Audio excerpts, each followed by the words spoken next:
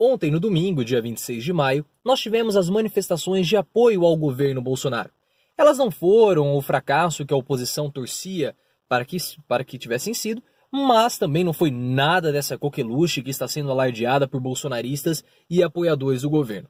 A quantidade de pessoas foi uma quantidade de pessoas coerente com o atual momento de aprovação do governo Bolsonaro. É claro que, na minha interpretação, Bolsonaro sai levemente fortalecido dessas manifestações. Haja vista os comentários de algumas pessoas que eram contrárias às manifestações no seu início, mas depois tiveram que dar uma de Madalena arrependida, como o caso da deputada estadual Janaína Pascoal do PSL, que ontem nas suas redes sociais fez lá uma meia-culpa, falou do apoio popular, mas foi duramente criticada por bolsonaristas. É claro que agora nós precisamos ver como que vai ser, como que Bolsonaro vai conduzir esse momento pós-manifestações. Temos que ver como que vai ser agora a forma de Bolsonaro administrar o país. E o Rodrigo Constantino ele fez um comentário bem interessante na Jovem Pan. Eu vou deixar aqui na descrição que ele faz o link com o vídeo onde ele faz uma ponderação, uma análise bem ponderada e interessante dos rumos que o governo agora pode seguir. Um dos pontos que foi muito defendido pela população nas manifestações de ontem foi justamente a reforma da Previdência. Mas eu não vejo o Bolsonaro fortalecido por conta dessa pauta de que a população está apoiando a reforma da Previdência. Na verdade, quem fica mais fortalecido com isso é justamente o Congresso. Porque o Congresso, na figura de Rodrigo Maia, podemos colocar assim, o Congresso tem sido muito mais entusiasta e tem se esforçado muito mais para aprovar a reforma da Previdência do que o próprio presidente Bolsonaro. Rodrigo Maia e os deputados do DEM, que é o partido Rodrigo Maia, como por exemplo o Kim Kataguiri, do MBL, que é deputado pelo Democratas, têm tido um esforço para a aprovação da reforma da Previdência bem maior do que o presidente. Bolsonaro ele não quer aprovar a reforma da Previdência, ele não tem interesse nesse assunto. Mais de uma vez, Paulo Guedes precisou convencer Bolsonaro de que a reforma da Previdência não era um simples assunto de economista chato. E várias vezes Paulo Guedes já ameaçou deixar o governo caso ele não tenha o apoio necessário para aprovar a reforma da Previdência nos moldes que ele, Paulo Guedes, quer. Então, ao meu ver, essas manifestações elas apenas pressionam Bolsonaro a de fato aprovar a reforma da Previdência ou trabalhar mais ou se empenhar mais com a aprovação da reforma da Previdência, sendo que até o momento Bolsonaro não tem se empenhado tanto assim para aprovar essa reforma. E por falar em Rodrigo Maia, ele foi, pelo menos, eleito pelos manifestantes que estavam presentes nos atos de domingo, como sendo o arqui-inimigo, o arqui-rival de Bolsonaro, como sendo a cabeça desse grupo perigoso e vil, conhecido como Centrão. E ao fazer isso, a população ela deu a Bolsonaro o álibi e a desculpa perfeita para os futuros fracassos que poderão ocorrer no governo Bolsonaro.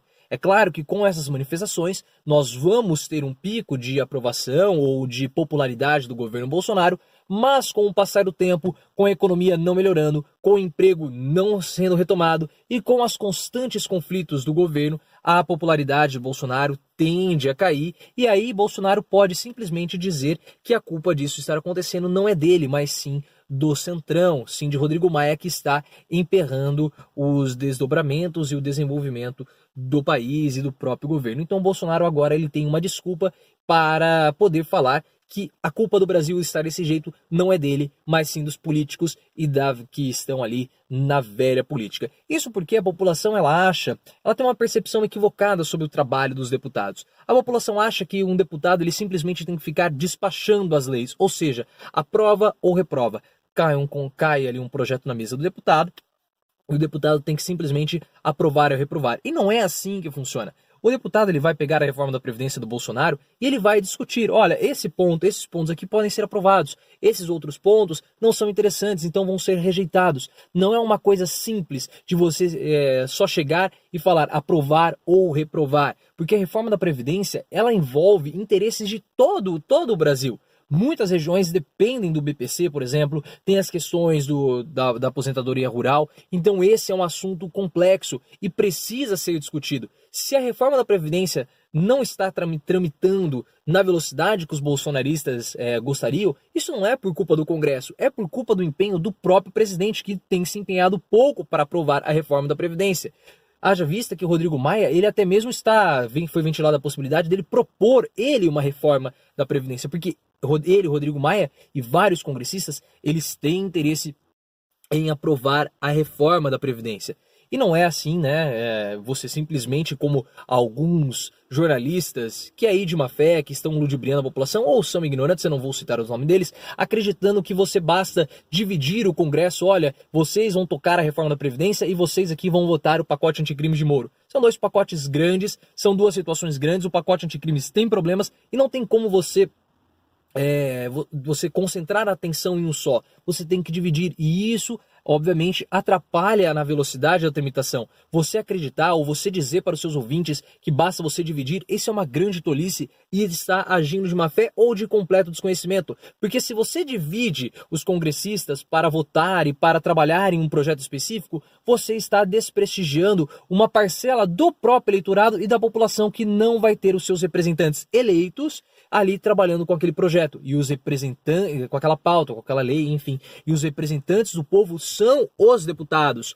Os deputados, eles foram eleitos com base nos interesses da população, e é ali que está os interesses da população são defendidos. Bolsonaro não é um déspota esclarecido, por mais que os seus apoiadores queiram passar a imagem de que ele recebe uma unção divina vinda por Deus e baixa ali, faz um projeto, faz um decreto e esse projeto pode passar pelo Congresso sem qualquer tipo de discussão ou apenas com uma discussão superficial. Não é assim que funciona a política. Você precisa negociar, você precisa conversar, você precisa avaliar ponto por ponto, esse ponto é positivo, esse ponto é negativo e assim trazer essa discussão para a população. Bolsonaro não é um déspota esclarecido, ou seja, aquela pessoa que é um enviado divino, como os bolsonaristas estão querendo passar, e esse tipo, como os bolsonaristas querem passar a imagem que Bolsonaro é, e esse tipo de discurso é um tipo de discurso que me preocupa, porque ele é irracional e também perigoso.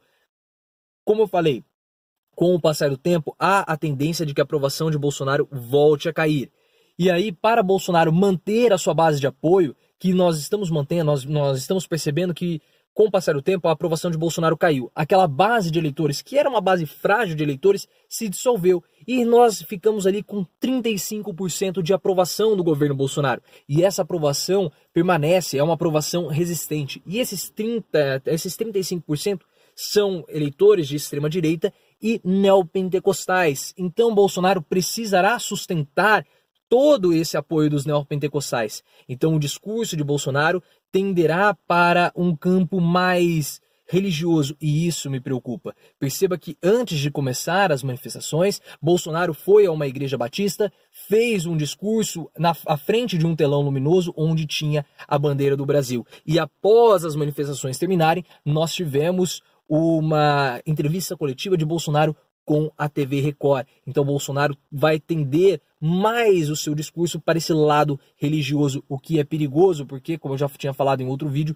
esse discurso religioso é um discurso irracional, é um discurso metafísico. E nós tivemos na manifestação em São Paulo, um sacerdote de um desses braços neopentecostais da igreja evangélica fazendo um culto em louvores a Deus pela vida de Bolsonaro. Porque nas palavras do próprio sacerdote, Bolsonaro não tem o nome, não tem Messias à toa no nome. E ele até mesmo associou a esquerda com o demônio. Então perceba que isso é muito perigoso, porque se Bolsonaro ele é um escolhido por Deus, ele é um enviado por Deus, e o Bolsonaro já compartilhou mensagens daquele pastor congolês dizendo que o Bolsonaro era um enviado por Deus, se o Bolsonaro era um ungido por Deus, ele é um escolhido por Deus.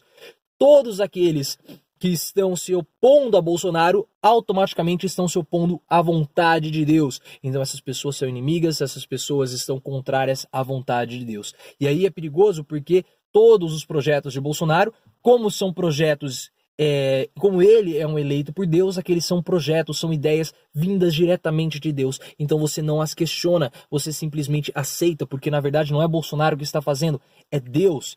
E se o governo Bolsonaro der errado, a culpa pode nem ser de Bolsonaro, porque foi, na verdade, uma vontade divina. Nós já tivemos episódios no Antigo Testamento de um Deus mais punitivo, no Egito também, outros episódios em que Deus teve uma mão pesada com os seus fiéis. Então você vai encontrar ali uma desculpa, uma passagem religiosa para justificar o momento de crise, o momento atual, porque essa é a vontade de Deus. Então você tira um aspecto racional da política, você coloca um aspecto irracional na política e nós voltamos a ser aquilo que nós éramos na Idade Média, porque o Bolsonaro ele é um déspota esclarecido, ele é um enviado por Deus, então não há necessidade alguma da gente ficar questionando as palavras ou as ideias de Bolsonaro, os pensamentos de Bolsonaro, porque na verdade são pensamentos vindos diretamente de Deus. E isso é muito perigoso porque nós misturamos um discurso religioso com um discurso político.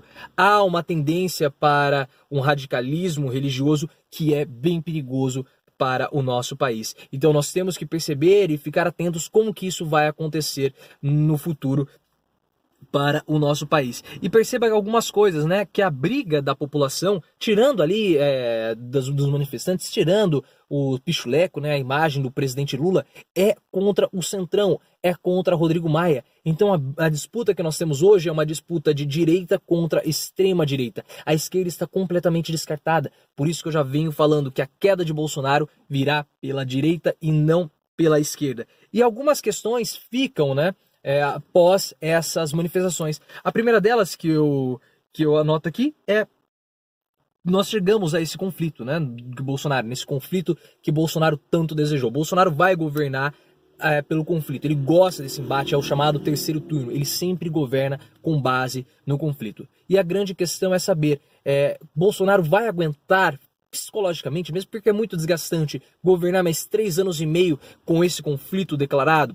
Esses 35% de apoio a Bolsonaro, eles vão se manter? Qual é a resiliência que esses 35% vão ter de apoio a Bolsonaro? Até quando vocês acham? Deixa aqui nos comentários até quando vocês acham que essas pessoas vão apoiar o governo Bolsonaro. E principalmente, vocês acham que nos próximos 3 anos e meio, nós vamos continuar sendo assim? Bolsonaro chamando a população, Bolsonaro chamando as pessoas para irem às ruas, para nós termos esses confrontos, Bolsonaro governando sempre de uma forma plebiscitária? São questões que essas manifestações levantaram e nós precisamos esperar para ver qual vai ser o futuro, como que o futuro vai abraçar essas manifestações. Compartilhe o vídeo com os amigos, se inscrevam no canal. Tem o texto do meu blog que eu falo um pouco mais sobre esse assunto das manifestações do dia de hoje. E lembre-se, vamos sempre sair do raso, do dia de ontem, né? Lembre-se, vamos sempre sair